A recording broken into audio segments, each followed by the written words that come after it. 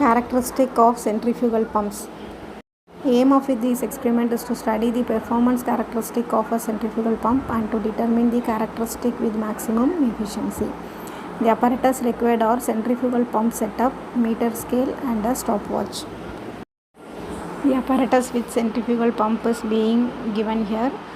The characteristic for this centrifugal pump is being calculated. Procedure for this experiment is we have to start the pump and run it in the particular head on it.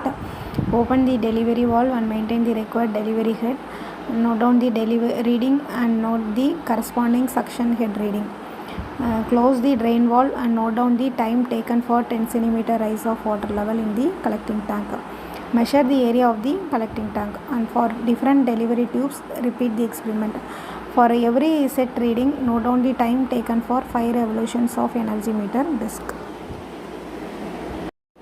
The formula that is used is to find the head and then input power, output power, and from input and output power the efficiency of the pump will be calculated. The values are recorded in the tabular column. The delivery head, suction head will be recorded, and from the delivery head and the suction head the total head will be calculated, and time taken for 5 revolutions will be calculated, and 10 cm rise time will also be recorded. From this we can find out the discharge, input power, output power. From input and output power we can find out the efficiency. From the suction head and the delivery head, the total head is calculated as 8.55 mm.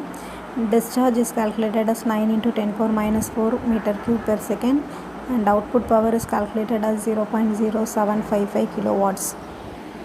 The input power is calculated as 4.5 kilowatts, and from this efficiency will be calculated.